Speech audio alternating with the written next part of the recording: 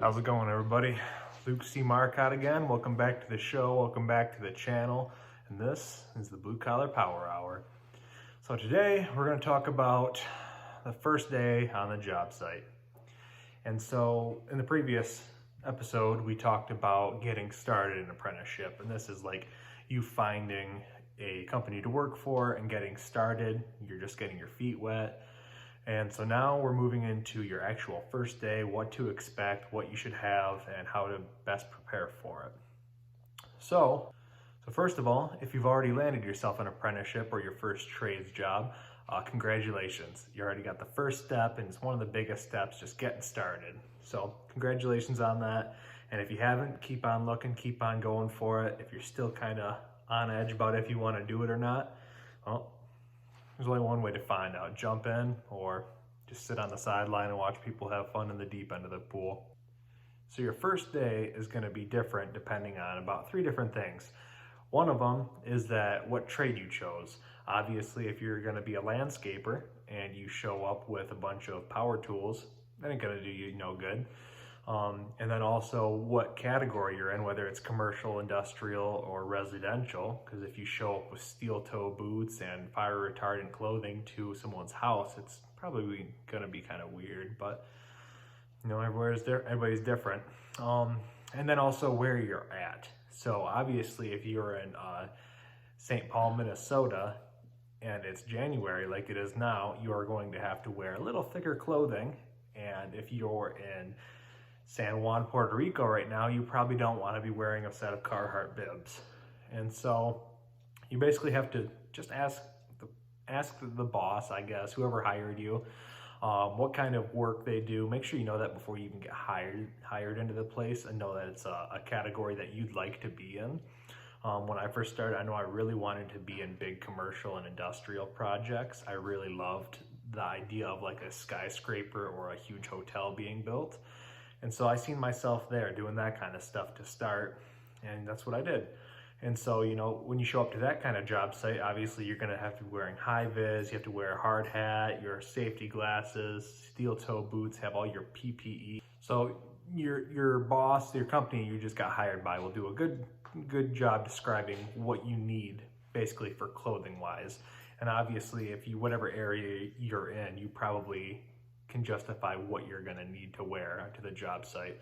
And if you're in residential is a lot different than any other job, because, you know, as an electrician, I'll go to residential jobs and some people will be wearing tennis shoes, and in summers they'll be wearing shorts and never have safety glasses or a hard hat on. And it's not needed like the large construction jobs. So there's a lot of differences in it. So like I said, you got to find out what category you're in, what trade you're in, and what area you're in, and see what other people wear. Larger companies, they'll usually give you company shirts, and I know a lot of smaller companies that don't really give out shirts to people, but still, it's not something that you want to wear a shirt that says like, I seen this one guy said, rock out with your cock out on the front and jam out with your clam out on the back. And he wore that to the job on like his first or second day. I mean, it was for a painting company. And I'm just like, what in the hell is that, man? And they actually ended up firing him. But man, like, who would wear that who would wear that period, let alone to your first day on a job, you know? So you definitely want to dress respectfully, dress for the position, dress for what you want to be. And do it to the best of your ability, you know? I mean, so many people, they show up in jeans that they've wore for 12 days straight, and it's just covered in dirt, just nasty, and you can tell they don't wash them. And then they have shirts that are just all scuffed up and nasty and got grease all over it. Like, customers still see that, you know? A lot of times on construction projects, homeowners or investors in the project or developers will do a walkthrough because with a general contractor, and because they got to show them the updates and show them how things are going. And if they see someone over there and it's sporting a company t-shirt that's just covered in grease, and you just look like you just woke up and you look like trash and your boots aren't tied, people see that and they notice that. I mean, your body posture puts off so much about who you are, how you feel, and how you feel about being there. So me, I always sit up straight, got my shoulders down, my chin up, I'm always back straight, I have good posture, I talk with affirmativity or whatever the hell it's called in my voice, and so that I'm not like shaky, because people can detect that from a mile away. So this is stuff that you really want to be aware of, at least. Now, on your first few weeks, few months, maybe even first years on the job, it will be scary. People will be asking you to do things that you have no clue what the hell it even is, but you'll learn, and that's the whole point of an apprenticeship. But still, I used to come to work and I would have a clean shirt and I would have it tucked into my pants and I would have nice clean pants. I would have my boots tied. I didn't have just ragged out, blown out boots and didn't come in with them untied. And so I started doing that, and other people were wearing like Jimi Hendrix t-shirts to work and stuff like that. And so I was a 17, 18-year-old kid at this time, and people started taking notice of it, and they started giving me shit about it at first. Like, oh, look at this guy all spiffy over here in brand new clothes. Looks like he's never worked a day in his life. And I'm like, hey, I'm going to the top. I want to be in a foreman position. I want to be in a project manager position. I want to go to an estimator, a vice president. Obviously, they aren't going to pick the guy that looks like dog shit out in the field to try and move up into a more professional position, And so that obviously that's not the only reason that I've moved up through companies. Because if you suck, you're still gonna suck. There's a lot more to it, but still, it's something that they could take notice of, and it's such a small amount of effort. I mean, literally all it is just making sure you look decent, And it's not like you're bending over backwards or having to run a marathon for it. I mean, it's literally as simple as just making sure you have clean clothes on, make sure you stand up straight, have your chin up, and you look people in the eyes. And even if the general contractor who's running a multi-million-dollar project comes up to you as an apprentice and he says something to you, you want to be able to build a relationship with them, because you do want relationships with everybody. You want to have relationships with other trades. So we would have plumbers come in right after us after we would wire a kitchen in this apartment complex, for an example. And one of the plumbers had hated one of my coworkers that I work with because he always left a huge mess right where he had to come in and work. And so I was just talking to this guy in every single room because he'd always come in right behind me after we moved to another apartment complex. He's like, hey man, thanks for cleaning up. I'm like, what do you mean? He's like, well, that other guy, man, he would just leave this huge mess down there for me, and I gotta lay down in this mess and I gotta sweep it all out from him and everything. And this guy was spitting, chewing tobacco in this big mess, so this plumber would be sticking his hands in it, trying to scoop it into the garbage can, and he'd get tobacco spit all over his hands. And you can imagine how annoying that would be. And now this guy has someone else that's doing a little better job, and I've become very good friends with this guy now. And even like down the road, whenever we worked on projects together, then things would just flow so much smoother. He'd be running like say a line of strut, which if you don't know what that is, you'll learn eventually. Running strut racks where you can run conduits above overhead, and the plumbers run their water pipes on it. And I'm like, hey man, if we help you out, can we run just one wider strut so we can all run together? And the guy's like, hell yeah, we like working with you guys, so no problem. So we would just work together and help save everybody time and money. So you want to have relationships with people, and you want to be good to people, and you want to be the kind of person that you would like to be friends with, basically. And so you got to go to the job. You can't be scared of people. You can't be afraid to talk to people. Sure, they're mostly, like 99% of them are big burly men with beards and, smoke, drink, chew tobacco, whatever else. And so, I mean, that's my kind of people. So I'm just used to that, but I can see how a lot of people would be scared of that. And like I said, you just don't want to be scared. I mean, picture it two ways. One guy over here who, say he has grease marks all over his shirt from working on his truck the night before, all right? We've all been there. And then he has pants that are we dug ditches yesterday, and so his pants are still covered in dirt and mud. And then he comes in with his boots and they aren't laced up, and he just looks like he does not want to be there, and he doesn't have his hard hat on, so you got to tell him to go get his hard hat. And then the project manager of your company shows up and he's talking to everybody and he sees this guy slumped over, mumbling or whatever, and just not, you can just tell by his physical body posture, the way he talks, the way he's dressed, that he does not give a fuck about being there. You can tell that he has no interest in being there and he's only there for a paycheck because he absolutely has to be there. And then you have guy over here on the left side, whatever, and this guy comes in, he's got a sharp shirt, it's tucked in his pants are clean, boots are laced up, got nice tools, and he has his posture upright. And as soon as that project manager comes in and says, "Hello, sir, how's it going? I don't know if you know me yet, but this is my name, and I'm new here, and I just want to tell you how much I appreciate being on your project, and I love it." And that guy's gonna say, "What's your name?" Or if you already told him, then obviously you'd have it, but he's gonna remember that. And you know, people talk in offices, and they have to, because everybody has to be on the same page of who is who and what are people capable of. And so things spread pretty quickly with that. And so if you have guy A here not giving a shit, not giving any effort into anything, like so much that he can't even dress himself properly or carry himself with a little bit of pride, they don't want that kind of person leading people. And you have a person B over here who is obviously taking initiative to not only dress professionally, but to do it to the best of his abilities. Or he or she, you know. I always say he, because obviously it's always, not always, mostly men in the trades. And I would love to see more females. And I have been seeing more females. At that last company I worked for, before starting my own company, they had one female in a different office. I never got the chance to work with her, but I heard it was pretty cool.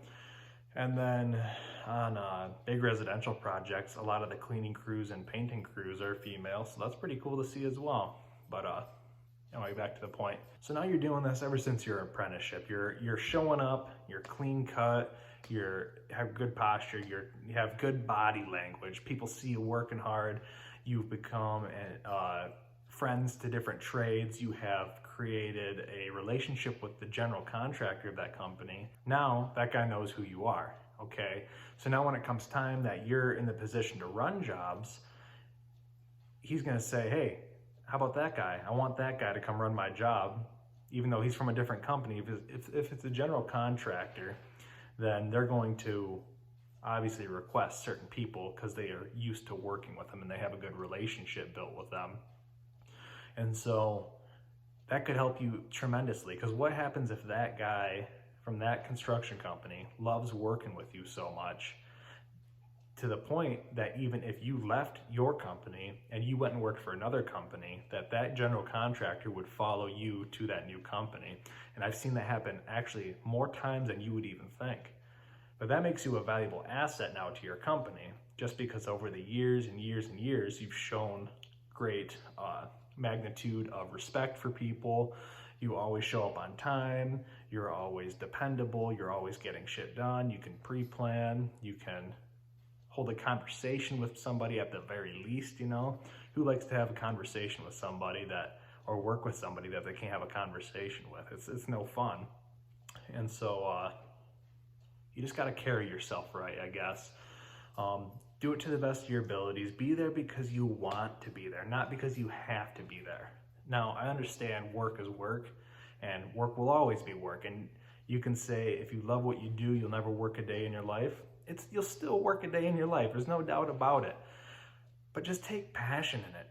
Just do the best you can with it. Just do the fucking best you can. I mean, it's not that hard. You're gonna be there anyway. If you're gonna go be a landscaper for 40 years, you're gonna be there for 40 years anyway.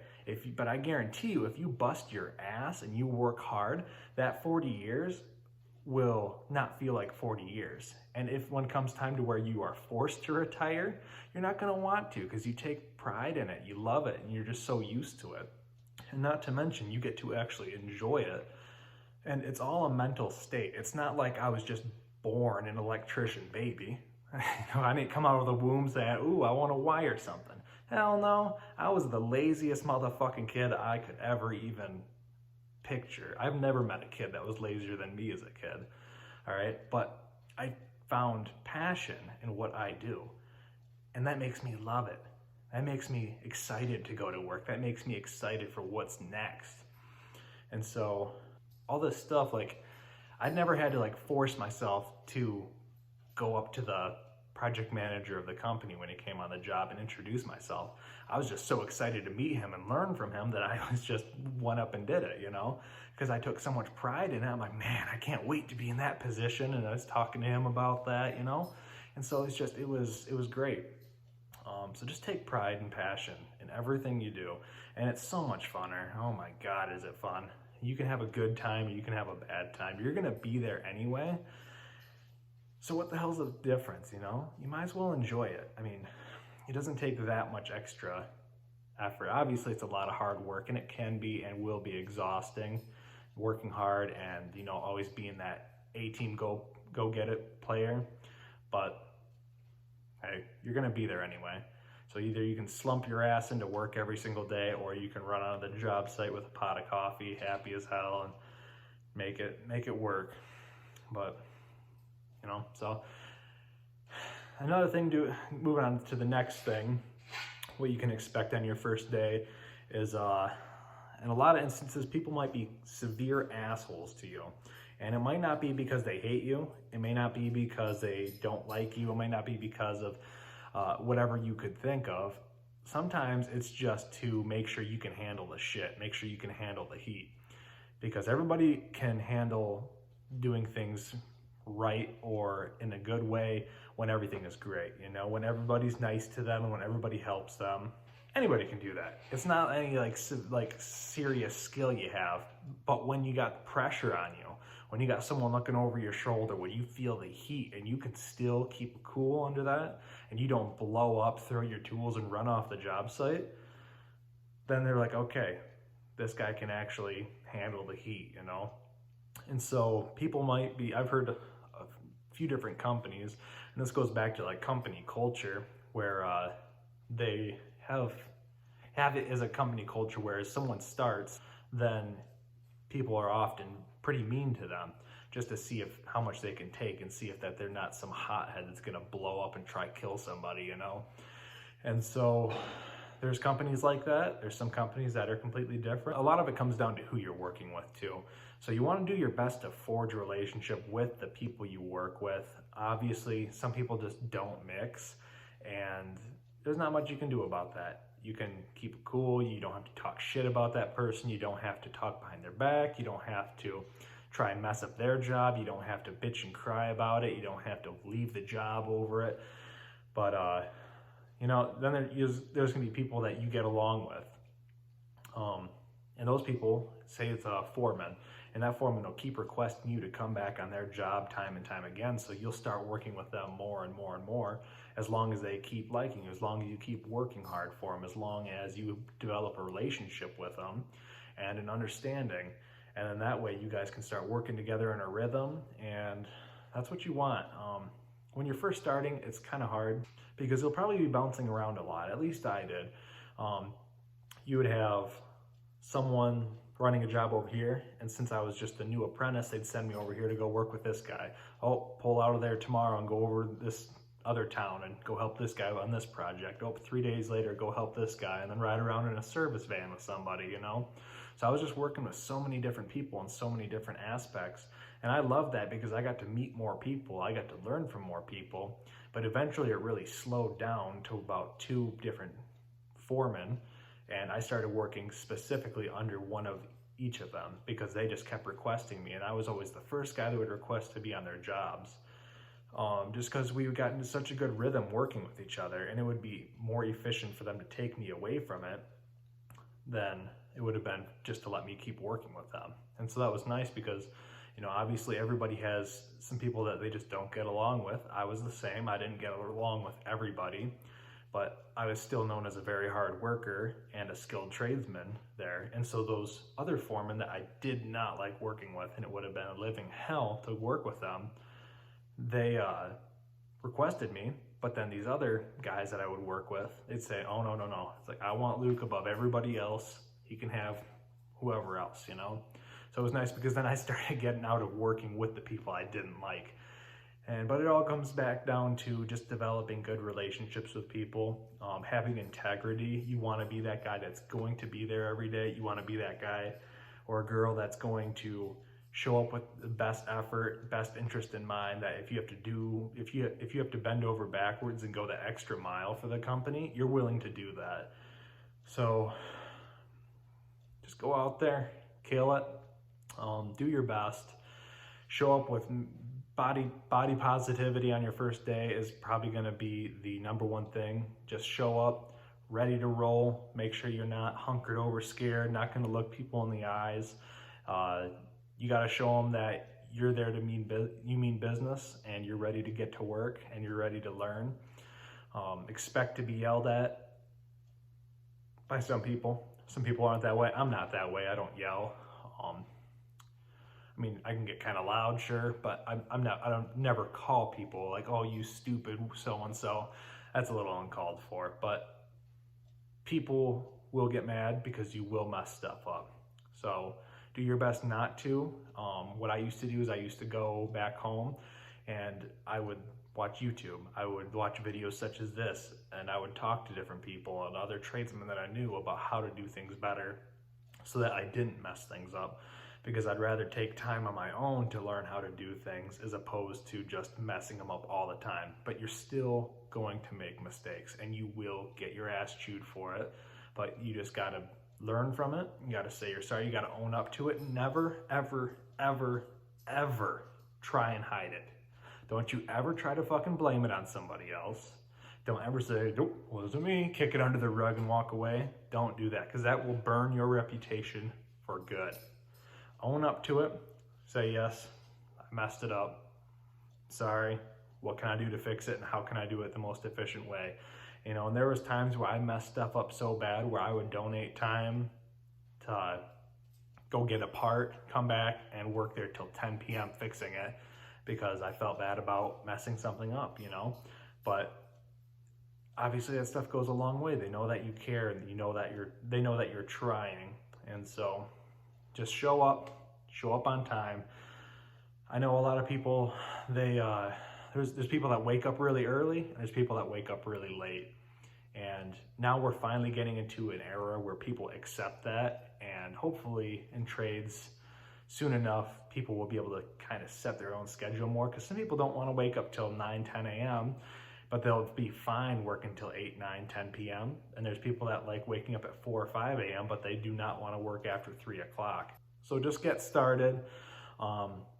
Do what you can to make the trades better for the next day. So like I said, things are finally starting getting accepted to where people can like wake up at different times, because everybody's body is different. So just keep pushing for that, so that one day, if you want to show up at 11 and work till 10 p.m. and that's the schedule you like, well then you're able to do that. But as for now, just get to work on time. It's not that hard. If you're 10 minutes late, all you had to do is leave 10 minutes earlier. I mean, really, did 10 minutes more asleep in your bed get you anything? Did 10 minutes more in the shower get you anything? It's such a little amount of effort.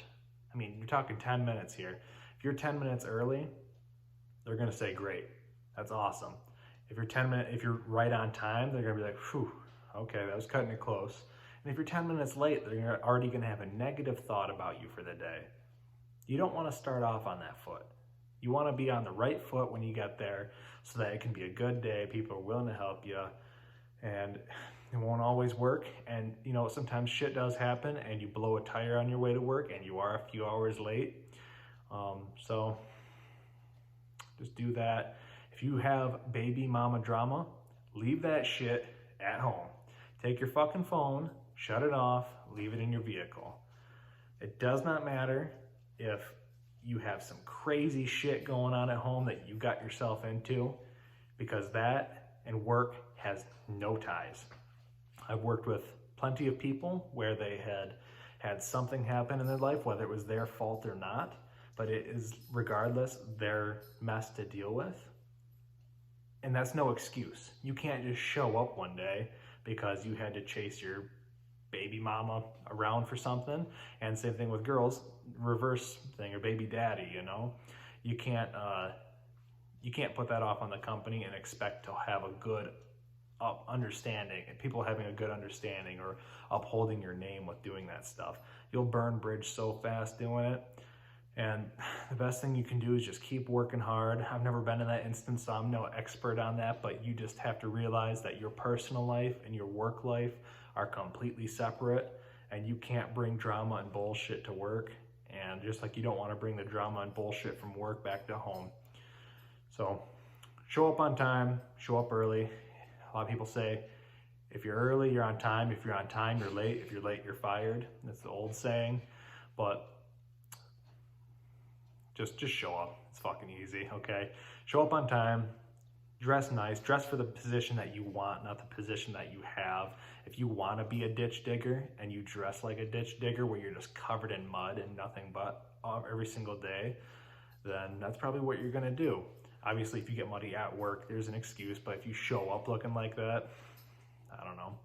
So show up on time, dress for success, dress to impress, have good body language, good posture, look people in the eyes when you're talking to them, shake someone's hand firmly, talk to them affirmatively, not with a little shakiness and scared little crybaby in your voice. You want to be serious about it. You got to show them that you can handle shit, you can handle heat, you can handle to move up the ladder.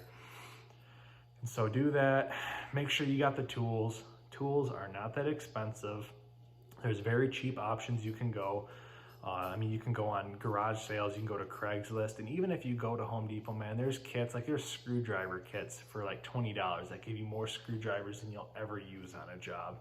All right, you don't need the best stuff to start if you don't have money, but in the end, tools are not that expensive. If you need to get a credit card to put $500 of tools on it, listen, that's an investment. Don't be afraid to buy tools. If you need to borrow money from somebody, your parents, your friends, whatever, $500 to buy some tools to get started, then do it. It's an investment. All right. So people will go out every single weekend, spend $50 to $100 or more on alcohol and not think twice about it because it's partying and YOLO. But this is an investment. That $500 will pay back hundreds of thousands of dollars over the course of that tool's lifetime. So show up on time, dress for success, good posture, good body language, be affirmative, have the tools, and usually companies will hand out their tool list of what you're expected to have. Some companies it's just a pair of boots. Some companies you have to have your own power tools, your own hand tools, and all of that. So you have to talk to your company with that because everybody's is different. And show up with a good attitude. Be ready to work, be willing to stay late, be willing to come in on weekends. It may suck. You may not want to do it. Your wife, your girlfriend, your boyfriend, your husband may not want you to do it. But if you want something, you gotta go after it. And you gotta do it with the best of your ability and all your heart. Because if you half-ass it, people can sense that from a mile away and you will forever be stuck where you are. You gotta want it more than anything. And so overall, just be a good person. Be a good worker, be a good leader, be a good friend, and do your best. So hopefully that gave you some kind of value. Hopefully that gave you some kind of idea of what to expect and how to better prepare for it, So if you guys have any questions, as always, follow me on Instagram, Luke C. Marcotte. I'll link it in the description. Leave a comment if you have any questions, if you want to see any other specific thing on the next Blue Collar Power Hour and want me to go over maybe more in detail. I'm trying to keep these right around 12, 13 minute long or so it's not too long. Sometimes I go a little over, so I wish I had more time to explain to you guys, but there's always next time. So far we've been doing about 2 times a week, and I like that so far. Maybe we'll go to 3, so let me know if you want to see more, less, whatever. Yeah, other than that, get out there, kick some ass, take some names, do your best, and above all else, make yourself proud. Because one day you're going to look back and you're going to tell people stories about the shit you kicked out of those fucking trades when you got started, the shit you had done, how hard you had worked. It's a lot of fun. So we'll see you next time, and yeah, I'm looking forward to it.